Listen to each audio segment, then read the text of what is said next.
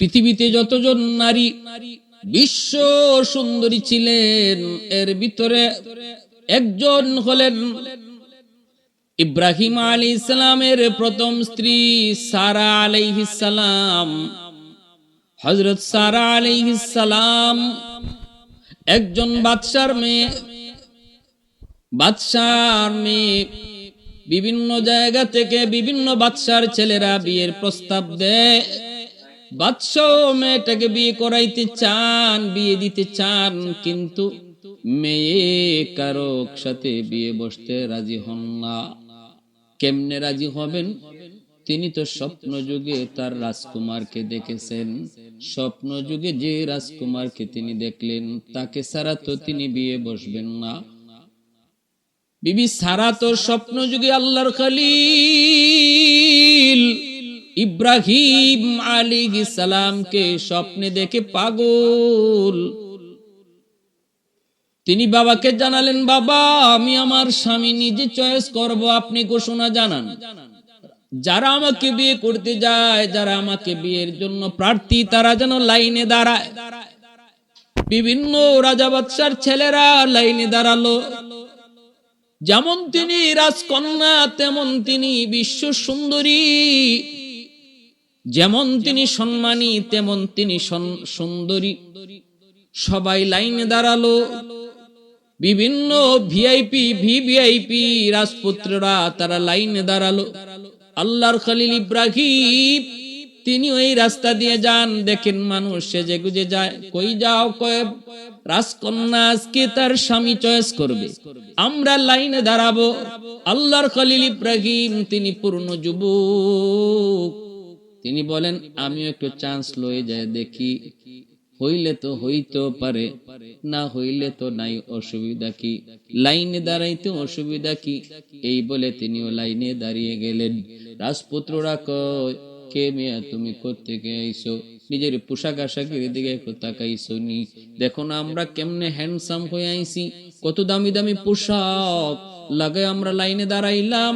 আমাদের সাথে কোন বিবেকে তুমি লাইনে দাঁড়াইছো? একটু কি তোমার বিবেক বুদ্ধি নাইনি? আল্লাহর খলিল ইব্রাহিম কয়, রে ভাই, দে না একটু লাইনে দাঁড়ায়, অসুবিধা কি? আমারে তো চয়েস করবেই না, তোমাদের কি তো চয়েস করবে, তোমাদের কি তো পছন্দ করবে, একটু দে না, অসুবিধা কি? একটু সময় দাঁড়াই। এই বলে তিনি লাইনে দাঁড়িয়ে রইলেন। বিবি সারা তিনি চয়েস করার জন্য একে একে একজন করে দেখতেছেন। সামন থেকে দেখা শুরু হলেন। সামনের জন মনের মন আশা, আমাকে হয়তো চয়েস করবে। তারে যখন পিছনে ফালায়া যায়, সে তো নিরাশ। পরের জনে আশা লইয়া বসা, সে তারও যখন পিছনে ফালায়, সেও তো নিরাশ। সামনের জনে আশা নিয়ে বসা। এইভাবে তিনি একজন করে দেখে সামনের দিকে আগাইতেছেন। কাউকে পছন্দ হয় না। হঠাৎ করে নজর পড়ল কোনায় তার স্বপ্নে দেখা রাজকুমার গো। তিনি আর কেউ নন, তিনি আল্লাহর খলিল ইব্রাহিম। কাছে গেলেন, কাছে যাইয়া আল্লাহর খলিল ইব্রাহিম ওনার হাত ধইরাই বাবাকে ডাক দিয়ে বলতেছেন, বাবা, আমি আমার স্বপ্নে দেখা রাজকুমারকে পেয়ে গেছি। আল্লাহু আকবার। ধুমধামের সাথে বিয়ে হয়ে গেল। এত দামি দামি মোশন কইরা আসার মানুষগুলি প্রিন্সের মতো এক একজনের চেহারা, কেউ পাত্তা পেল না। আল্লাহর খলিল ইব্রাহিম আলাইহিস সালামকে তিনি পছন্দ করলেন। পছন্দ করবেনই না কেন? কারণ আল্লাহ পাক যেই যুগে যারে নবী বানান, তিনি হলেন ওই যুগের সবচেয়ে সুন্দর মানুষ। ওই যুগের সবচেয়ে সুন্দর মানুষটাকে আল্লাহ পাক নবী হিসাবে পাঠান। আল্লাহ যারে নবী বানান, তারে আল্লাহ ওই যুগের সবচেয়ে সুন্দর করে বানান। কারণ নবী হওয়া মানুষের হাতে নয়, নবী হওয়া আল্লাহ পাকের হাতে। রাসূল মানুষের হাতে নয়, রাসূল হওয়া আল্লাহ পাকের হাতে। ওলি আল্লাহ ইবাদতের মাধ্যমে ওলি হওয়া যায়, কিন্তু নবী রাসূল ইবাদতের মাধ্যমে হওয়া যায় না রে যুবক, ইবাদতের মাধ্যমে হওয়া যায় না। নবী রাসূল আল্লাহ পাকের হাতের নির্বাচন। বিয়ে হয়ে গেল। এরপরে তিনি রওনা দিলেন যাবেন, রওনা দিলেন ফিলিস্তিনের দিকে, তিনি যাবেন সিরিয়া থেকে। ভাইয়েরা বন্ধুরা, মিশর অতিক্রম করার সময় মিশরের জালেম বাদশাহ খবর পেয়ে গেল। এই জালেম বাদশার চরিত্র ছিল বড় খারাপ। জালেম ওনাকে গ্রেফতার করে ফেললো, ধরে ফেললো। জালেম বাদশার সুন্দরী মেয়ে, সুন্দরী কোন নারী যদি তার রাজ্যের ভিতর দিয়ে যাইতো, তার গোয়েন্দা তারে জানাইতো, সে তারে বন্দি করে নিয়ে আসতো, তারপরে তার সাথে অন্যায় কাজ করত। ওই মিশরের জালেম বাদশাহ বিবি সারাকে ধরলো, ইব্রাহিম খলিলকেও ধরলো, তুইরে জিজ্ঞেস করলো, সে তোমার কে? কয় আমার বোন। কারণ এই তাই বাদশাহ জালেমের একটা কথা ছিল এমন, বোনকে সে কি করে না, যদি ভাইয়ের সাথে বোন থাকে তাহলে তার সাথে অন্যায় করে না। ইব্রাহিম খলিল বোন বলছেন, কারণ ধর্মীয় হিসাবে স্ত্রীকেও বোন বলা যায়, বোন বলা যায়। এই হিসাবে তিনি বোন বলছেন। স্বামী স্ত্রী পরিচয় পাইলেই এই জালেম অন্যায় করে, অপকর্ম করে। আল্লাহর খলিল মিথ্যা বলেন নাই, তাওরিয়া করেছেন, একটু ঘুরায় বলছেন। এই জালেম এতটাই ওনার রূপে মুগ্ধ হয়ে গেল, বোন বলার পরও তার হুঁশ ফিরল না। সে লোভী হয়ে পড়ল। সে তার সমস্ত আইন ভঙ্গ করে ওনাকে খাস কামরায় নিয়ে গেল অন্যায় করার জন্য। বিবি সারা তখন আল্লাহর কাছে কয়, মালিক, আমি তো তোমার দোস্ত, তোমার বন্ধু, তোমার হাবিব, তোমার পয়গম্বরের একজন বিবি। আল্লাহ, আমি ভালো করে জানি ওই জালেম আমার সাথে অন্যায় করতে পারবে না, এই জালেম আমার পবিত্রতা নষ্ট করতে পারবে না। কিন্তু আমাকে এটা গোপন কক্ষে আনার কারণে আমার স্বামীর মনে সন্দেহ জাগতে পারে গো মালিক। আমি যতই যে বলবো, সে আমারকে টাচ করতে পারে নাই, তবু আমার স্বামীর মনে সন্দেহ থাকতে পারে। আল্লাহ, তোমার কাছে হাত উঠাই, আল্লাহ, আমার আর আমার স্বামীর মাঝখানে যত পর্দা আছে সবগুলি পর্দা তুমি সরায় দাও। মুহূর্তের ভিতরে আল্লাহ পাক দোয়া কবুল করলেন। আল্লাহর খলিল ইব্রাহিম অন্য রুমে থাকলেও তিনি বিবির সাথে জালেম কি করতেছে সব তিনি পরিষ্কার দেখতেছিলেন। সুবহানাল্লাহ। আল্লাহ পারে নাকি? আল্লাহর ক্ষমতার বাইরে কি আছে? আল্লাহ চাইলে সব পারে।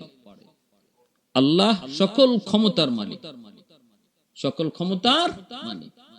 কুলিল্লাহুম্মা মালিকাল মুলকি তুতিল মুলকা মান তাশা ওয়া তানজিউল মুলকা মিম্মান তাশা ওয়া তুইজ্জু মান তাশা ওয়া তুযিল্লু মান তাশা বিয়াদিকাল খায়র ইন্নাকা আলা কুল্লি শাইইন কাদির। সব ক্ষমতার মালিক একমাত্র কে? কাদিরে কুদরতদারি বরকামাল, কাদিরে কুদরতদারি বরকামাল, আনতা রব্বি আনতা হাসবি যুল জালাল, আনতা রব্বি আনতা হাসবি যুল জালাল। জালেম হাত বাড়ায়, আল্লাহ ধরে ফেলে, অবশ হয়ে যায়। যেই দেখে তার হাত অবশ হয়ে গেছে, আবার মাপ চায় বিবি সারার কাছে। ইনিও আল্লাহর কাছে সাইয়াম তারে মাফ করে দেয়। আবার সুস্থ হয়, তওবা করে, সুস্থ হয় হইয়া আবার হাত বাড়ায়, আবার হাত অবশ হয়ে যায়, আবার তওবা করে, আর হাত বাড়াইতাম না, এবারের মতো মাফ করে দাও। বিবি সারা তারা মাফ করে দেয়। সুস্থ হইলেই আবার বেহুশ হয়ে যায়, হাত বাড়ায়, আবার বেহুশ হয়ে যায়, হাত অবশ হয়ে যায়। তিনবারের সময় বাদশাহ বুঝছে এ তো জেনতেন কোন মহিলা না, ইনি তো জেনতেন না, সাধারণ কোন মহিলা না, আর ওই স্বামীও সাধারণ কোন স্বামী না, সত্যি তিনি আল্লাহর পয়গম্বর। হায়, আমি চরম অন্যায় করে ফেলেছি। তখন তার এই অন্যায়ের মাসুল দিতে যাইয়া তাদেরকে সসম্মানে বিদায় দিতেছে, আর সাথে বিবি হাজেরাকে দিয়ে দিছে। ইব্রাহিম, আমি যে অন্যায় করেছি এর প্রায়শ্চিত্ত স্বরূপ আমার আদরের একটা মেয়ে আছে, মেয়েটাকে তোমার কাছে দিয়ে দিলাম। আমি বুঝে ফেলেছি সাধারণ কোন মহাপুরুষ তুমি নও গো, সাধারণ কোন মনীষী তুমি নও। অন্যায় করেছি, ভুল করেছি, নেও আমার মেয়েটাকেও দিয়ে দিলাম। ইব্রাহিম খলিল তিনি মেয়েটাকে নিবেন, কিন্তু বলেন এমনে না, আমি বাদী হিসাবে নিতে চাই না। সারা তুমি কও। বিবি সারা কয় আপনি নেন, বিবাহ করে নেন, অসুবিধা নাই, আমি আমার ছোট বোন হিসাবে তাকে গ্রহণ করব। বিবি সারাই কিন্তু বিবি হাজেরাকে বিয়ে করায়া ছোট বোন হিসাবে আদর করে নিয়ে আসলেন। আল্লাহর খলিল দুইজন বিবি, একজন হলেন বিবি সারা, আরেকজন হলেন বিবি হাজেরা। এই দুইজন স্ত্রী, দুজনের ভিতরে মহব্বত, ভালোবাসা অগাধ। সারা তিনি বড় হাজেরাকে ছোট বোন হিসেবে মায়া করেন, আদর করেন, স্নেহ করেন। সতীন হিসেবে এটা বোঝাই যায় না, মনে হয় যেন আপন মায়ের পেটের বোন। এত মায়া, এত আদর, এত মায়া, এত আদর, এত সুন্দর সংসার। কিন্তু কিছুদিন পরেই ঘটে গেল বিপত্তি। যখন গর্ভবতী হলেন বিবি হাজেরা, সারার আগে যখন হাজেরা গর্ভবতী হলেন এবং সন্তান ভূমিষ্ঠ হলো, নাম ইসমাইল। সন্তান হয়ে যাওয়ার পর সারার মনের ভিতরে হিংসা জাগলো, আমি এখনো সন্তান নিতে পারলাম না, আর হাজেরা সন্তান নিয়ে নিল। হিংসা অন্তরের ভিতরে তখন আসলো, এত প্রচন্ড হিংসা, এত মনের ভিতরে আঘাত পেলেন। এই হিংসার বহি প্রকাশ ঘটলো, শুধু ভিতরে না বাহিরেও ঘটে গেল। শুরু হয়ে গেল হাজেরার উপরে নির্যাতন, শুরু হয়ে গেল হাজেরার উপরে টর্চার, মানসিক ভাবে টর্চার। কোনোভাবেই যেন সারা হাজেরাকে মেনে নিতে পারতেছেন না, কোনোভাবেই যেন মেনে নিতে পারেন না। কিছুদিন আগেও যে হাজেরা ছিল ছোট বোনের মতো, সন্তান হওয়ার পর সারা আর সহ্য করতে পারলেন না। স্বামীকে সাফ সাফ জানিয়ে দিলেন, স্বামী গো, হাজেরারে এখান থেকে অন্য কোথাও তুমি বিতাড়িত করো, আর নতুবা আমি বাড়িতে থাকবো না। আর যদি হাজেরাকে নিয়ে তুমি থাকো, আমি থাকবো না, আমি চলে গেলাম। এমন কন্ডিশন দিয়ে বসলেন। ইব্রাহিম খলিল চিন্তায় পড়ে গেলেন, অত্যন্ত বিমর্ষ হয়ে পড়লেন, ভেঙ্গে পড়লেন।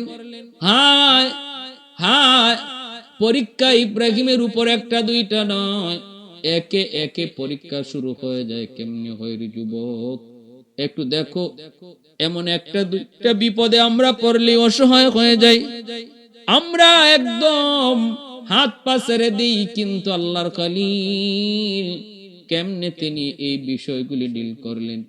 এবার তিনি চিন্তায় চিন্তিত, এখন কি করব, হাজেরাকে রাখবো নাকি সারাকে রাখবো?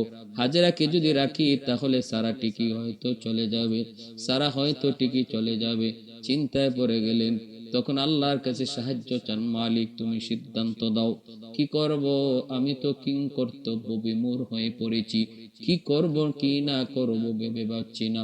আল্লাহ পাক কয়, ইব্রাহিম দোস্ত, সারার যে সিদ্ধান্ত আমি আল্লাহরও একই সিদ্ধান্ত, সারার মর্জির সাথে আমি আল্লাহর মর্জি মিলে গেছে। যাও তুমি হাজেরা এবং তার সন্তান ইসমাইলকে বনবাস দিয়ে দাও। হাজেরা তখন কয়, এমন এক জায়গায় দাও, এমন এক জায়গায় তাদেরকে রেখে এসো যেখানে কোনো ঘর নাই, বাড়ি নাই। এমন এক জায়গায় হাজেরা এবং তার সন্তানকে তুমি বনবাস দাও যেখানে কোনো ঘর নাই, বাড়ি নাই, গাছ নাই, লতা নাই, পাতা নাই, পানি নাই। এমন মরুভূমিতে তাদেরকে রেখে আসো, এমন কোন মরুভূমিতে রেখে আসো। আল্লাহ পাক কয়, খলিল, সারার সিদ্ধান্ত আমার সিদ্ধান্ত, চলো চলো তাদেরকে বনবাস দিয়ে দাও, সন্তান এবং মাকে বনবাস দিয়ে দাও। আল্লাহর খলিল কয়, মালিক, ও মালিক, একটা নিরপরাধ মেয়ে মহিলাকে আমি কেমনে শাস্তি দেই? একটা আমার মাসুম নিষ্পাপ দুধের বাচ্চা ইসমাইলকে আমি কই নিয়ে যাব? আল্লাহ কয়, যাও দোস্ত যাও, আমার জিব্রাইলকে সাথে দিয়ে দিলাম, জিব্রাইল তোমাকে পথ দেখায় নিবে যেখানে রাখার কথা। আমি আল্লাহর মর্জি যেখানে, সেখানে জিব্রাইল দেখায় দিবে। ওই জায়গায় তুমি ইসমাইল এবং তার মাকে রেখে দিবে। জিব্রাইল আমিন সাথে নিয়ে রওনা হয়ে গেলেন। চলছেন তো চলছেন, চলছেন তো চলছেন, মরু প্রান্তর পাড়ি দিয়া আজ যে জায়গা খানায় কাবা, মক্কা শরীফ, খানা কাবা যেই জায়গা, ওই জায়গা তখন মক্কা ছিল না, কোনো ঘর নেই, কোনো বাড়ি নেই, কিছুই ছিল না। ওই জায়গায় যখন গেলেন, যে জায়গায় আল্লাহর ঘর খানায় কাবা আল্লাহর কাছে মঞ্জুর, ওখানে যাওয়া মাত্রই আল্লাহ পাক রব্বুল আলামিনের পক্ষ থেকে জিব্রাইল ডাক দেয়া কয় নবী গো, এই সেই জায়গা, এখানে আপনি আপনার সন্তান এবং বিবিকে রেখে যান। আল্লাহর খলিল চান দিকে বাম দিকে তাকায় দেখে কোনো ঘর নেই, বাড়ি নেই, মানুষের বসতির কোনো চিহ্ন দেখা যায় না। ডানে বামে তাকায় দেখে পানি নাই, পানি নাই, মরুপ্রান্তর, ধুধু বালি মরুপ্রান্ত, গাছপালা তরুলতা কিছুই নেই। এমন জায়গায় মানুষ বসবাস করা সম্ভব না। সেখানে আল্লাহ বলতেছে খলিল, এই জায়গায় হাজেরাকে রেখে দাও। আল্লাহর খলিল ওই জায়গাতেই বিবি হাজেরা এবং তার সন্তান, দুধের সন্তান ইসমাইলকে রেখে তিনি যখন চলে যাবেন, আর শুধু এতটুকু বলতেছেন, বিবি গো, এখানেই তোমাকে থাকতে হবে, এখানেই তুমি থাকো, আমি চলে গেলাম। বিবি হাজেরা অপলক নয়নে স্বামীর দিকে তাকায় রইছে। স্বামী, আপনি কোন কি? এতক্ষণ পর্যন্ত শুধু বলেছি কই নিয়ে যান, কই নিয়ে যান, কিছুই বলেন না। এই জায়গায় আপনি কোথায় রেখে যাইতেছেন? স্বামী গো, কোনো না মানির মানুষ নাই, ঘর নাই, বসতি নাই, চতুর্দিকে মরুপ্রান্ত, পানি নাই, গাছ নাই, পালা নাই, মানুষ কেমনে না খায় থাকে? এই জায়গাটাতে পানি নাই, পানি না খায় থাকবো কি কইরা? কেন গো স্বামী এই শাস্তিটা দিতেছেন? অপরাধ আমার কি? কোন অপরাধে আমি অপরাধী? কি দোষে আমি দোষী? একটু বলে যান, একটু তো বলেন, একটু তো বলেন। ওগো স্বামী, আল্লাহর খলিল ইব্রাহিম চোখের পানিটা মুছেন, কথা বলেন না। বাক শক্তি রুদ্ধ হয়ে গেল আল্লাহর খলিলের, কি বলবেন? জবাব নাই। মা বিবি হাজেরায় কইতেছে, স্বামী গো, আমি যদি দোষী হয়ে থাকি, আমার যদি কোনো দোষ থাকে, আমাকে আপনি 1000 বার শাস্তি দেন গো, কিন্তু আমার দুধের সন্তান ইসমাইলের কি দোষ? আমার এই দুধের বাচ্চাটা তো নিষ্পাপ, আর ইসমাইলের তো কোনো দোষ নাই, কোনো অন্যায় নাই, অপরাধ নাই। ইসমাইলকে কেন এই শাস্তিটা দিতেছেন গো স্বামী? এই আল্লাহর খলিল ইব্রাহিম কোনো কথা কয় না রে যুবক, কথা কয় না। দর দর করে চোখের পানি বের হয়, জবান বন্ধ, জবাব দেয় না, কোনো উত্তর নাই। বিবি হাজেরা তখন জানতে চায়, স্বামী গো, অন্তত এতটুকু কও, এই জায়গায় আমাকে যে আপনি রেখে যাইতেছেন, এটা কি আপনার কোনো মর্জি নাকি আমার আল্লাহর আদেশ? যদি সেটা আমার আল্লাহর আদেশ হয়, তাহলে আমার আল্লাহই আমার হেফাজতের জন্য যথেষ্ট। শুধু এতটুকু বলেন, এতটুকু বলেন, এখানে রেখে যাওয়াটার নির্দেশ কি আমার আল্লাহ? আল্লাহর খলিল তখন চোখের পানিটা মুইসা আসমানের দিকে ইশারা দিয়া কয়, হাজেরা, এটা আমার মালিকের নির্দেশ, এটা আমার মালিকের নির্দেশ। আকাশের দিকে হাতটা উঠাইয়া চোখের পানিটা মুইসা শুধু বলছে। এতটুকু বইলে আল্লাহর খলিল উটের পিঠে সওয়ার হইয়া আবার যখন ফিলিস্তিনের দিকে চলে যায়, দিলের ভিতরে যেন তুফান বইতেছে। একজন বাবা কেমনে এই দুধের বাচ্চাটাকে এখানে রেখে যাইতেছে? পৃথিবীর এমন কোন বাবা নাই ওই সময়টাতে নিজের বুকটা বেঁধে রাখতে পারে। আল্লাহর খলিল চলে আসতেছেন, বিবি হাজেরা উটির পিছে তাকায়া তাকায়া দুপলক নয়নে শুধু দেখতেছেন স্বামীর চলে যাওয়ার দৃশ্যটা গো, কিন্তু ভাষা নেই, একদম নির্বাক হয়ে তাকায় রইছে। আর শুধু আসমানের দিকে উঠায়া হাত উঠায় কয়, মালিক, তুমি যদি এই নির্দেশ দিয়া থাকো, তাহলে আমার উত্তম হেফাজতকারী তুমি আল্লাহ। আল্লাহু খায়রুল হাফিজিন। আমার আল্লাহ হলেন উত্তম হেফাজতকারী। আল্লাহর খলিল তিনি উটের পিঠে সওয়ার হয়ে চলে আসলেন। এইদিকে মা বিবি হাজেরা সন্তানকে নিয়ে তিনি এই মরুপ্রান্তরে, যেই জায়গাটাতে আজ খানায় কাবা, ওই জায়গাটাতেই তখন ছিল মরুপ্রান্তর, কোনো ঘর নাই, বাড়ি নাই, কিছুই নাই, পানি নাই, কোনো গাছ নাই, পালা নাই, খাওয়ার কোনো ব্যবস্থা নাই, পানি পান করারও কোনো ব্যবস্থা নাই। সন্তানকে নিয়ে এখানে তিনি পড়ে আছেন, এখানে তিনি পড়ে আছেন। যতটুকু খাবার আর যতটুকু পানি আল্লাহর খলিল সাথে দিয়ে গেছিলেন, এই খানা আর পানিটা 3 দিনের ভিতরে সব শেষ হয়ে গেল, ফুরায় গেল। 3 দিন পর দেখেন আর কোনো খেজুরও নাই, কোনো মশকির পানিও নাই। চতুর্থ দিন বিবি হাজেরা কি খাবেন? খাওয়ার কিছুই নাই। নিজে উপাস থাকলেন, ইসমাইলকে তিনি বুকের দুধ খাওয়াইতেছেন। এরকম ভাবে 5ম দিন যখন আরো 2 দিন চলে গেল, বিবি হাজেরা কিছুই খাওয়ার পায় না গো, তখন বুকের দুধটাও শুকায় গেল। ইসমাইল দুধের জন্য মায়ের স্তনে মুখ লাগান, কিন্তু না, দুধ নাই। দুধের বাচ্চা আমার দুধ পায় না, দুধ পায় না, দুধ পায় না, দুধ নাই। গলা শুকায় আসতেছে, বুক শুকায় যাইতেছে। মা নিজের চোখে দেখতেছে দুধের সন্তান ইসমাইল পূর্ণিমার চাঁদের চেয়েও বেশি সুন্দর। সুন্দর তো হবেনি, কারণ তিনিও তো আল্লাহর পয়গম্বর। আল্লাহ তো নিজের হাতে বানাইছে এত সুন্দর ফুটফুটে আমার ইসমাইল। চোখের সামনে যখন মা দেখতেছে, ইসমাইলের জিহ্বা বের হয়ে যাইতেছে। তৃষ্ণায়, পানির তৃষ্ণায়, খাবারের অভাবে ডানে বামে চতুর্দিকে বিবি হাজেরা দৌড়ায়। একটু পানি নি পাওয়া যায়, খাবার নি পাওয়া যায়, ডানে বামে চতুর্দিকে দৌড়ায়, কিন্তু না, কোথাও কোনো পানির সন্ধান মিলে না। ডানেও পানি নাই, বামেও পানি নাই, সামনেও কিছু নাই, পিছনেও কিছু নাই, বেশি দূরেও যায় না। সন্তান ইসমাইল পরে আছেন এই মরু প্রান্তরে, বেশি দূরেও যান না। দূরে গেলে যদি আমার ইসমাইলকে কোনো জন্তু এসে খেয়ে ফেলে, যদি কোনো ক্ষতি হয়ে যায়, এই অবস্থায় মা, একজন অসহায় মা, দুধের সন্তানকে বাঁচানোর জন্য, কলিজার টুকরা সন্তানকে বাঁচানোর জন্য একদম উন্মাদ হয়ে গেছেন। ডানে বামে সামনে পিছনে দৌড়ান, নাই, কোথাও কোনো পানি নাই, খাবার নাই। হঠাৎ করে নজর পড়লো সাফা পাহাড়ের উপর।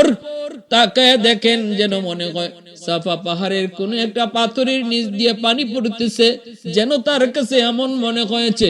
দৌড় দিয়া তিনি সাফা পাহাড়ের কাছে গেলেন, মনে করলেন পানি, যায় দেখেন না গো, এটা পানি নয়, পানি নয়। সূর্যের আলো পাথরের মধ্যে পড়ার কারণে মনে হচ্ছিল যেন পানি। চোখের মধ্যে তার ধাঁধা লাগছে, চোখের ধাঁধা লাগছে, মূলত এটা পানি নয়। আবার তিনি নিরাশ হইয়া মারোয়া পাহাড়ের দিকে তাকান, দেখতে পেলেন মারোয়া পাহাড়ের উপরও যেন পানি পানি লাগে। তিনি আবার মারোয়া পাহাড়ের উপরে দৌড় দিয়া গেলেন, সাফা থেকে মারোয়া। সেখানেও যায় দেখেন কি কাণ্ড, আসলে পানি নয়, মরিচিকা। তার চোখে ধাঁধা, সূর্যের আলো পড়ার কারণে মনে হচ্ছে পানি। মনটি বুঝাইতে পারেন না, বুঝাইতে পারেন না। দৌড় দেন, পাহাড়ে পাহাড়ে ঘুরেন, নজর কিন্তু ইসমাইলের দিকে, চোখ কিন্তু ইসমাইলের দিকে। একদিকে পানি দেখেন, আর একদিকে ইসমাইলকে দেখেন।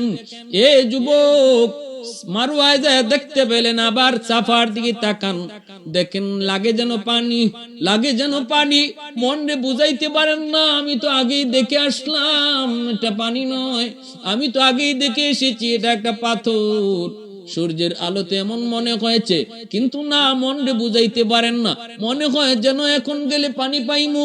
এই বইলে আবার সাফার দিকে দৌড়, আবার সাফার দিকে দৌড় দিলেন। এই 2 সাফা পাহাড়ের মাঝখানে একটা জায়গা আছে রে যুবক, কোনদিন যদি আল্লাহ তোমাকে হজ করায়, সাফা মারওয়ার মাঝখানে একটা নিচু জায়গা পাইবা, যে জায়গাটা সৌদি সরকার চিহ্ন দিয়া রাখছে। ওই জায়গাটাতে গেলে পরে এখান থেকে ইসমাইলকে আর দেখা যাইতো না, কারণ এই জায়গাটা নিচু ছিল, ইসমাইলকে দেখা যায় না বিদায়। ওখানে যায় তিনি জোরে একটা দৌড় দিতেন, জোরে দৌড় দিতেন। ওই যে একটা দূরে দৌড় দিলেন, আমার ইসমাইলকে তো দেখা যায় না, ইসমাইলকে তো দেখা যায় না। একটু দূরে দৌড় দিলেন, আল্লাহ পাক রব্বুল আলামিনের কাছে ওই দৌড়টা এত পছন্দনীয় হয়েছে। আল্লাহ পাক দুনিয়ার সমস্ত মুসলমানকে কয়, ও মুসলমান ইমানদার মুমিন, তোমরা যাদের উপরে হজ ফরজ হয়েছে, তোমরা যারা হজ করবা, হজ করতে আসলে পরে আমার হাজেরার স্মৃতিচারণ করা লাগবে, নতুবা আমি হজ কবুল করব না। আমার হাজেরা সাফা মারওয়া যে 7 বার পানির জন্য দুই পাহাড়ে যাতায়াত করেছিল, মাঝখানে যেই জায়গাটা ইসমাইলকে না দেখার জন্য দৌড় দিয়েছিল, ওই দৌড়টা আমি আল্লাহর কাছে এত ভালো, এত পছন্দ হয়েছে রে। তোমরা যারা হজ করতে যাইবা, এই দুই পাহাড়ে তোমাদেরকে এরকম 7 বার আওয়াজ দেওয়া করা লাগবে। হাজারার কথা ইয়াদ করো, একজন মা আমি আল্লাহকে খুশি করার জন্য, একজন মা আমি আল্লাহর কথা মানার জন্য, একজন মা আমি আল্লাহকে রাজি করার জন্য কি পরিমাণ কুরবানিটাই না করেছে। কলিজার টুকরা সন্তানকে কিভাবে কলিজার টুকরা সন্তান লইয়া বনবাস হয়েছে, আর পানির জন্য কিভাবে দৌড়াদৌড়ি করেছে, সেই স্মৃতি আমি আল্লাহর কাছে তো পছন্দ। তোমরাও যারা হজ করতে আসবা, এই পাহাড়ে 7 বার আইবা যাইবা, 7 বার তোমরা সাই করবা, আর ওই জায়গা যেই জায়গাটাতে দৌড় দিয়েছিল হাজেরা, ওই জায়গাতে তোমাকেও দৌড় দেওয়া লাগবে। হাজেরার কথা স্মৃতি বিজড়িত এই জায়গাটাতে আইসা তোমরা সেই স্মৃতিচারণ করবা।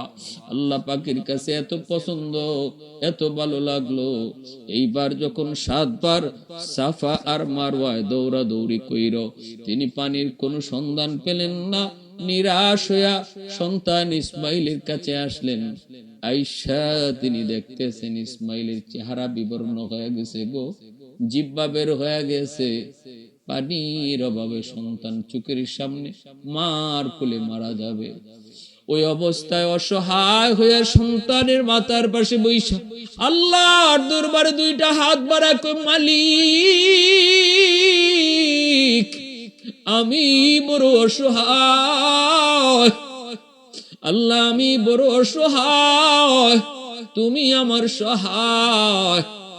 আল্লাহ তুমি সব পারো, মানুষ কিছুই পারে না, মালিক তুমি তো সব পারো। আল্লাহ একটু দয়া করো, আমার ইসমাইল পানির জন্য মার চোখের সামনে মারা যাবে। আল্লাহ আমি মা সেটা কেমনে বরদাস্ত করবো গো আল্লাহ, তুমি আমার ইসমাইলের জন্য একটু পানির তুমি ব্যবস্থা করো। আল্লাহর কাছে এমন ভাবে কাকুতি মিনতি করে হাত উঠে দোয়া করতে লাগলেন।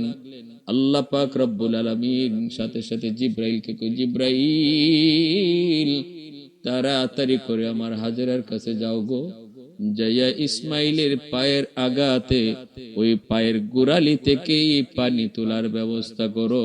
আমি আল্লাহ আমার হাজেরা এবং ইসমাইলের উপর রাজি হয়ে গেছি। আলহামদুলিমান কদ্দারা খাইরান ওয়া কাবালা, আলহামদুলিমান কদ্দারা খাইরান ওয়া কাবালা, ওয়া শুকরু লিমান সাওয়ারা হুসনান ওয়া জামালা, ফরদুন সামাদুন আন সিফাতিন খালকি বারিউন, রব্বুন আযালিয়্যুন খালাকাল খালকা কামালা, লা জিদ্দা ওয়ালা নিদ্দা ওয়ালা হাদ্দা লিমাওলা, লা জিদ্দা ওয়ালা নিদ্দা ওয়ালা হাদ্দা লিমাওলা, আল আনা কামা কানা ওয়ালাম ইয়ালকা যাওয়ালা, আল আনা কামা কানা ওয়ালাম ইয়ালকা যাওয়ালা। আমার ভাইরা বন্ধুরা যুবক, আল্লাহর পক্ষ থেকে জিব্রাইল আমিন আইসা হাজির। ইসমাইলের পায়ের গোড়ালি, ওই পায়ের গোড়ালি দিয়ে যেইভাবে আঘাত করে ছোট বাচ্চারা যেইভাবে আঘাত করে, এইভাবে পায়ের গোড়ালি দিয়ে আঘাত করা মাত্রই পায়ের গোড়ালিটা গর্ত হয়ে গেল। এই গর্ত থেকেই নিচ থেকে পানির ফোয়ারা বের হতে লাগলো। সাথে সাথে জিব্রাইল আমিন ডাক দিয়া কয়, ওগো আল্লাহর খলিলের সহধর্মিনী, আল্লাহ আপনার ডাক কবুল করেছেন। আল্লাহ আমি জিব্রাইলকে পাঠায় দিয়েছেন, আর আপনার ছেলে ইসমাইলের পায়ের গোড়ালি দিয়ে দেখেন পানি বের হচ্ছে। এই পানি জানতেন পানি নয়, এই পানি যে আজ থেকে জারি হলো আর কোনোদিন শেষ হবে না। এই পানির নাম হলো জমজম। ওগো আল্লাহর নবীর সহধর্মিনী, এই পানি আপনি নিজে পান করেন, আপনার ইসমাইলকে পান করান। এই পানির মধ্যে আল্লাহ পাক তৃষ্ণা নিবারণ যেমন রাখছে, এই পানির মধ্যে আল্লাহ পাক ক্ষুধা নিবারণও রাখছে। এই পানি পান করলে তৃষ্ণাও নিবারণ হয়, এই পানি পান করলে ক্ষুধাও নিবারণ হয়। এই পানি আপনি পান করেন, ইসমাইলকেও পান করান। আল্লাহ পাক রব্বুল আলামিনের পক্ষ থেকে জিব্রাইল আমিন যখন এই কথা শোনায়া দিলেন, তখন বিবি হাজেরা এই পানি সাথে সাথে ইসমাইলকে পান করাইলেন। পান করানো মাত্র পূর্ণ সুস্থতা ফিরে আসলো। সুবহানাল্লাহ। আর সাথে সাথে বিবি হাজেরা পানিটাকে চতুর্দিক দিয়ে এইভাবে পানিটাকে আটকায় রাখলেন। এরে আল্লাহর গোলাম, ওই দিন যদি বিবি হাজেরা পানি না আটকাইতেন, জমজমের পানিতে গোটা দুনিয়া ভেসে যাইত। ওই দিন থেকে যে পানি জারি হয়েছে জমজমের পানি, কিয়ামত পর্যন্তই পানি শুধু উঠবে, কখনো শেষ হবে না। এই পানি শুধু উঠবেই, আল্লাহর হুকুমে যে পানি জারি হয়েছে এই পানি আর বন্ধ হবে না। এই পানি পৃথিবীর সবচেয়ে বিশুদ্ধ পানি। কত খ্রিস্টান পণ্ডিতেরা, বিজ্ঞানীরা পরীক্ষা করেছে পানিটা কোত্থেকে উঠে, আজও পর্যন্ত তারা এই পানির উৎস খুঁজে পেল না। তারা পরীক্ষা নিরীক্ষা করেও দেখছে পৃথিবীর সবচেয়ে বিশুদ্ধ পানি হলো জমজমের পানি। কোন পানির মধ্যেই খেজা নাই, কোন পানির মধ্যেই ক্ষুধা নিবারণের শক্তি নাই, কিন্তু একমাত্র পৃথিবীর জমজম পানি, যেই জমজমের পানির মধ্যে আল্লাহ পাক ক্ষুধা নিবারণও রাখছে। খানা খাইলে যেমন আমাদের ক্ষুধা নিবারণ হয়, জমজমের পানি, এই পানির মধ্যে আল্লাহ পাক যেমন এই পানি খাইলে পরে তৃষ্ণা নিবারণ হইবে, পানির তৃষ্ণা নিবারণ হবে, ঠিক তেমনি পেটের যে ক্ষুধা ছিল ক্ষুধাও নিবারণ হয়। এই পানির মধ্যে আল্লাহ এই বৈশিষ্ট্য রাখছে। ভাইরা বন্ধুরা, সাথে সাথে জিব্রাইল আমিন এই পানির ব্যবস্থা করে গেলেন বিবি হাজেরা ইসমাইলকে নিয়ে। এবার তিনি পানি কয়েকদিন পানি খায়া কাটায় দিলেন, ক্ষুধাও লাগে না, তৃষ্ণাও লাগে না। কয়েকদিন পর জিব্রাইল আমিন আবার আসলেন, আয়েশা তিনি জান্নাতি কয়েকটা খেজুর দিয়ে গেলেন। এই খেজুরগুলি বিবি হাজেরা খাইলেন, সন্তানকেও খাওয়াইলেন, খেজুরের বিচি লাগাইলেন। এই বিচি থেকে কয়েকদিনের ভিতরে খেজুর গাছ জন্ম নিল। শুধু গাছ নয়, অল্প দিনের ভিতরে খেজুর আসাও শুরু হলো। এই খেজুর গাছ অল্প দিনের ভিতরেই সেটা সুসজ্জিত হয়ে গেল, ফুলে ফুলে ভরে গেল।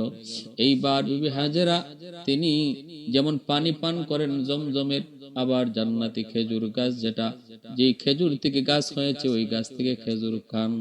এখন তৃষ্ণার পানিরও কোনো অভাব নাই, আবার খাওয়ানোরও কোনো অভাব নাই, খাদ্যেরও অভাব নাই।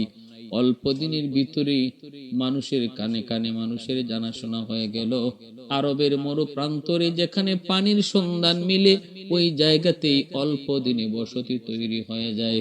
যেই মাত্র জমজমের পানির সন্ধান এখানে শুরু হলো, সাথে সাথে মানুষের বসতি আসা শুরু হলো, অল্প দিনের ভিতরে বসতিও হয়ে গেল। আর এই দিকে মা হাজের বিবি হাজেরা ওই যে খেজুর গাছের ডাল আর সালা দিয়া তিনি একটা ঝুপড়িও বানায় নিলেন। এতদিন পর্যন্ত খোলা আকাশের নিচে ইসমাইলকে নিয়ে থাকতেন, এখন যান ওই খেজুর গাছের ডাল দিয়ে একটা ছাউনি বানায়া ছাউনির ভিতরে থাকতে শুরু করলেন। এই দিকে ছোট্ট বালক ইসমাইল আস্তে আস্তে আস্তে আস্তে তিনি বড় হইতেছেন, বসতিও বাড়তেছে। বিবি হাজেরা ওই পথ দিয়ে তাকায় থাকেন, যেই পথ দিয়ার স্বামী উনাকে এখানে রেখে চলে গেছিলেন আল্লাহর হুকুমে কইয়া, কোথায় আমার স্বামী গো, একবারের জন্য কি সন্তান দেখতে আসবে না? ভাইরা বন্ধুরা, আল্লাহর খলিল ইব্রাহিম তিনি তো গেলেন ঠিকই, সন্তান আর বিবিকে ওই জায়গায় রেখে গেলেন তো ঠিকই, কিন্তু মনটা তো পড়ে আছে ওই জায়গায়। হায় রে, আমার নিরপরাধ আমার বিবি হাজেরাকে ওইখানে রেখে এসেছি, আমার মাসুম বাচ্চা ইসমাইলকে ওইখানে রেখে এসেছি। হায়, যেখানে কোনো ঘর নাই, বাড়ি নাই, পানি নাই, বসতি নাই, খানার ব্যবস্থা নাই, এতদিন গড়ায় যাইতেছে, আর না জানি তাদের কি অবস্থা। বিবি সারার কাছে অনুমতি চায় যাবার জন্য, কিন্তু সারা অনুমতি দেয় না। আল্লাহ পাকেরও মর্জি, ইব্রাহিম খলিলকে তিনি এখানে এখনো আসতে দিবেন না। সারাও নিষেধ করে, আল্লাহ পাকেরও ইচ্ছা তারে এখনো আসতে দিবেন না। এইভাবে 1-2 বছর নয়, একাধারে 7টা বৎসর চলে গেল। একাধারে 7 বৎসর চলে গেল। 7 বছর পিতা পুত্রীর দেখা নাই। সন্তান ইসমাইল কেমন আছে, কোন হালতে আছে, কতটুকু বড় হয়েছে বাবা জানে না, এইদিকে ছেলে জানে না আমার বাবা কোথায়, আমার বাবা দুনিয়াতে আসেনি না নাই। মাকে জিজ্ঞেস করে, মা গো মা, আমার আব্বু কোথায় একটু কও না। যদি আব্বু বাস দুনিয়াতে থাকে, জীবিত থাকে, আব্বুকে দেখি না কেন, আব্বু আসে না কেন? বিবি হাজেরা পথ দিয়া তাকায় তাকায় চোখের পানি সাইরা সাইরা স্বামীর অপেক্ষা করে। স্বামী গো, একবারের জন্য কি সন্তানের কথা মনে পড়ে না? একটা বারের জন্য কি এত সুন্দর ফুটফুটে তোমার কলিজা টুকরা সন্তান ইসমাইলের কথা মনে পড়ে না? মনে তো পড়ে, আল্লাহর খলিলের বুক ফেটে যায়, মন চায়, মন চায়, কিন্তু মালিকের মর্জি হলো, এখনো আল্লাহর অনুমতি নাই। আর আল্লাহ পাকের এই মর্জিটা সারার মাধ্যমে আল্লাহ প্রকাশ করায়। সারা বিবি সারা অনুমতি দেয় না। এইভাবে কেটে গেল 7 বৎসর। 7 বৎসর পর এইবার তিনি বিবি সারাকে বলতেছেন, বিবি একটু কও, এবার একটু যাওয়ার সুযোগ আছে নি গো? ও বিবি কও না, 7 বৎসরের ভিতরে তো আমার ইসমাইল থাকার কথা না। না খায়া খায়া হয়তো আমার ইসমাইলও মারা গেছে, হাজেরাও মারা গেছে। আর যদি বেঁচেও থাকে, একটু দেখতে মন চায় কেমনে বেঁচে আছে, একটু বলবানি, অনুমতি দিবানি। বিবি সারা তখন একটু মন নরম হয়, কয় ঠিক আছে আপনি যাইতে পারেন, তবে শর্ত আছে। কি শর্ত? কয় শর্ত হলো উটের পিঠেই থাকবেন, মাটিতে নামবেন না। আপনি ঘরে ঢুকবেন না, আপনি উটের পিঠ থেকে নামবেন না, শুধু দেখে চলে আসবেন। এই শর্ত মাইনে আল্লাহর খলিল রওনা দিছেন।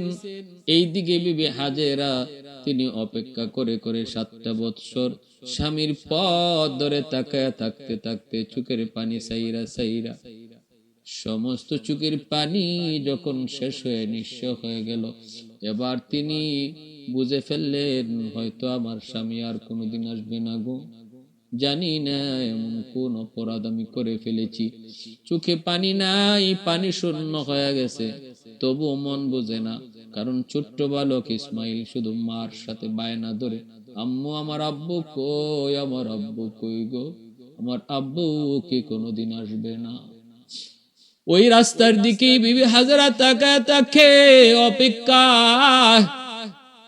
চলে আসলো সেই দিন, জিলহজ মাসের 8 তারিখ। আল্লাহর খলিল উটের পিঠে সওয়ার হইয়া যখন মক্কার কাছাকাছি চলে আসলেন, বিবি হাজেরার নজরটা পড়ল একটা উটের দিকে।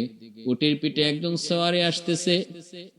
অন্যদিনও বিবি হাজেরা দেখেন কত উট আয়, কত সওয়ারি আয়, কিন্তু আজকে এমন ওই সওয়ারির দিকে, এমন এক সওয়ারির দিকে নজর পড়ল গো, যে সওয়ারির দিকে নজর পড়া মাত্রই বিবি হাজেরার দিলের ভিতরে যেন একটা আন্দোলন শুরু হয়ে গেল। নারা দিয়া উঠল, কে যেন আসতেছে।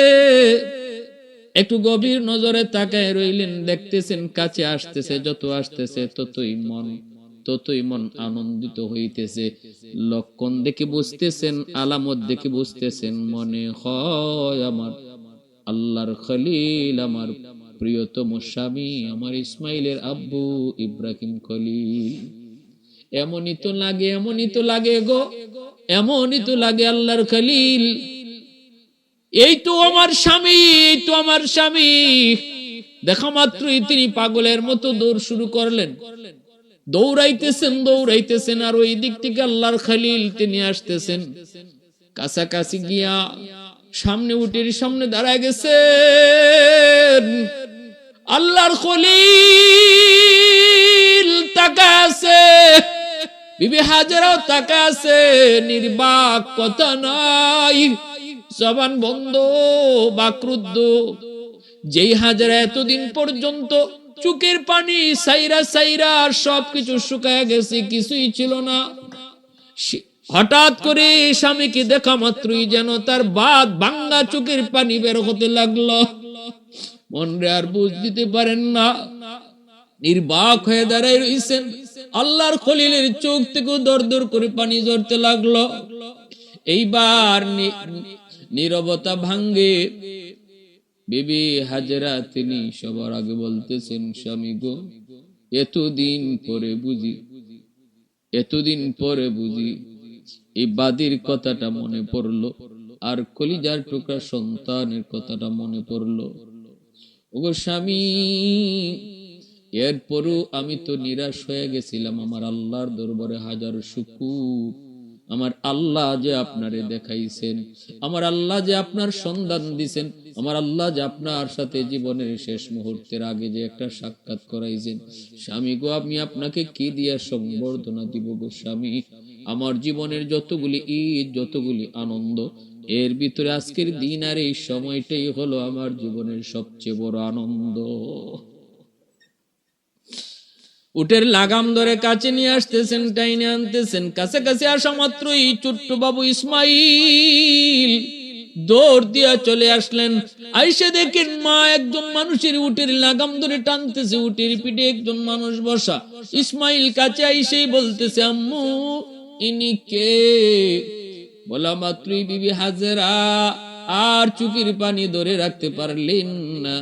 ইসমাইলের কপালে চুমা দিয়া কই, বাবা, এতদিন পর্যন্ত যেই বাবার কথা তুমি বারবার আমাকে বলতে, আব্বু, আমার আব্বু যদি দুনিয়াতে জীবিতই থাকে, আমার আব্বু কোথায়? আব্বুকে দেখি না কেন? আজকে ভালো করে দেখে নাও, উটের পিঠে যিনি সাওয়ার, ইনি তোমার ঔরসজাত বাবা, ইনি তোমার বাবা আল্লাহর খলিল ইব্রাহিম। বলা মাত্রই দূর দিয়ে বাবার উটের কাছে গেলেন। আল্লাহর খলিল টান দিয়া ইসমাইলকে উটের উপরে উঠাইয়া কপালে, গালে, নাকে চুমু খাইতে লাগলেন, আদর করতে লাগলেন। পুরা মুখটা আদর করে করে বুকের সাথে জড়ায় তিনি অজরে কাঁদতেছেন, আর কপালে চুমু খাইতেছেন, আর আদর করতেছেন। বাপ বেটার দীর্ঘদিন পর, প্রায় জন্মের 8 বছর পর, জন্মের 8 বছর পর সন্তান বাবাকে দেখলো, বাবার কোলে গেল, বাবার আদর নিল গো। কে সেই মহামনীষী? তিনি আল্লাহর খলিল ইব্রাহিম। সন্তান তিনিও আল্লাহ পাকের পয়গম্বর ইসমাইল। কোলে নিলেন। এরপরে বাপ বেটার পরিচয় হলো। স্বামীকে এবার বিবি বলতেছে, স্বামী গো, একটু নামেন, একটু দয়া করে একটু উটের পিঠ থেকে নামেন। আল্লাহর খলিল কয়, না গো বিবি, আমি সারার কাছে ওয়াদাবদ্ধ হয়ে এসেছি, আমি উটের পিঠ থেকে নামবো না, উটের পিঠ থেকে নামা যাবে না, ওয়াদাবদ্ধ হয়ে এসেছি। সাথে সাথে বিবি হাজেরা আবার চোখ তুলে তাকায়া কান্না শুরু করলেন। নির্বাক হয়ে বলতেছেন, স্বামী গো, নামতে বলবো না, অন্তত আপনি একটু নামেন, জমিনে পাড়া দেওয়া লাগবে না, আপনার ওয়াদা ভাঙাবো না। 2টা পাথর আইনা বলতেছেন, এই পাথরটার মধ্যে পা রেখে আপনি একটু নামেন, আমি আপনার পাটা জমজমের পানি দিয়ে একটু ধুইব। আল্লাহর খলিল ডানে তাকায়, বামে তাকায়, চারদিকে বসতি, পানির অভাব নাই, খেজুর গাছের অভাব নাই। আল্লাহর খলিল ভাবতেছে, এই তো সেই মরু প্রান্তর, যেখানে আমার ইসমাইলকে আর হাজেরাকে রেখে গিয়েছিলাম, যেখানে তো কোনো বসতি ছিল না, খানা দানার কোনো ব্যবস্থা ছিল না, পানির কোনো ব্যবস্থা ছিল না। আল্লাহ, তোমার দরবারে হাজার শুকর। আল্লাহ, সেই মরু প্রান্তরকে তুমি কিভাবে ফুলে ফুলে সাজায় দিছো। তিনি নামলেন পাথরের উপর, জমিনে পা রাখলেন না। আর বিবি হাজেরা জমজমের পানি দিয়ে স্বামীর পাটা ধুইতেছেন। এরপরে আল্লাহর পক্ষ থেকে জিব্রাইল মারফতে যে খেজুর জান্নাত থেকে এসেছিল, যেই খেজুরের বীজ থেকে খেজুর গাছের জন্ম হলো, সেই খেজুর তিনি স্বামীকে খাওয়াইতে দিলেন। স্বামী ওই খেজুরটা খাইলেন। ভাইরা, বন্ধুরা, এরপরে আল্লাহর খলিল তিনি বিবি এবং স্ত্রীর কাছ থেকে আবার বিদায় নিয়া ফিলিস্তিনে গেলেন। গেলেন তো গেলেন, কিন্তু আজও আজও আজও যাইতেছে খলিল চোখের পানি মুছতে মুছতে দিলটা কান্নায় ভরে যায়। তিনি চলে গেলেন, যাইতেছেন, বিবিও তাকায় রইছে। ছোট্ট বালক ইসমাইল ও বাবার চলে যাওয়ার দৃশ্য দেখতেছে, আর বাবাও পিছনে পিছনে তাকায় আর চোখের পানি মুছে আর যায়। আল্লাহ কয়, খলিল, এইভাবে তোমারে বন্ধু উপাধি দেই নাই। তোমার কাছ থেকে আমি আল্লাহ স্বর্ণরে আগুনে পোড়াইয়া যেভাবে নিখুঁত বানানো হয়, এইভাবে আমি পরীক্ষা দিয়া দিয়া তোমারে নিখুঁত বানাইছি। কেন জানোনি দোস্ত? কারণ তোমার ঔরস থেকে আমি আল্লাহ তামাম দুনিয়ার ইমাম আমার হাবিব মুহাম্মাদুর রাসূলুল্লাহকে জন্ম দিব। ইন্নী জাইলুকা লিন্নাসি ইমামা ক্বালা ওয়া মিন যুররিয়াতি। আল্লাহ কয়, তোমারে জগতের জন্য ইমাম বানাবো। ইব্রাহিম খলিল কয়, আল্লাহ আমার ঔরস থেকেও তুমি ইমাম বানাও। আল্লাহ কয়, কবুল করলাম। তোমার ওই ইসমাইলের ঔরস থেকে, ইসমাইলের বংশ থেকে আমার হাবিব দুনিয়ায় আগমন করবে। সুবহানাল্লাহি ওয়া বিহামদিহি সুবহানাল্লাহিল আযীম। ইসমাইল আলাইহিস সালামের বংশ থেকেই একমাত্র নবী, আমাদের নবী দুনিয়াতে আইছেন। আর ইব্রাহিম আলাইহিস সালামের আরেক ছেলে সারার গর্ভে পরে আরেক সন্তান হইছে। সারার বয়স যখন 90, ইব্রাহিম আলাইহিস সালামের বয়স যখন 100, তখন আল্লাহ বিবি সারার এক সন্তান দিয়েছে, নাম হলো হযরত ইসহাক আলাইহিস সালাম। ওই ইসহাক আলাইহিস সালামের বংশ থেকে বনি ইসরাইলের জন্ম হয়। বনি ইসরাইলের বংশ বিস্তৃতি ঘটে। সেই বংশে অগণিত অসংখ্য নবী আসেন, কিন্তু ইসমাইল আলাইহিস সালামের বংশ থেকে আর কোনো নবী নাই। 1000 বছর পর একজন নবী আইছেন, তিনি আমার আপনার নবী, আখিরি নবী, শ্রেষ্ঠ নবী, সাইয়্যিদুল মুরসালিন, নবী মুহাম্মদুর রাসূলুল্লাহ সাল্লাল্লাহু আলাইহি ওয়াসাল্লাম। এজন্য ইহুদিরা আমার আপনার নবীরে মানে না, মানতে পারে না। কেন? কারণ আমার নবী ইসমাইলি বংশের, আর তারা হলো ইসহাকি বংশের। এই বংশের ভিন্নতার কারণে শুধু ইহুদিরা আমার আপনার নবীরে নবী হিসাবে মানে না। আল্লাহ আমাদের সবাইকে বুঝার, সে মতো চলার, আল্লাহকে সর্বদা রাজি খুশি করার তৌফিক আল্লাহ দান করুন।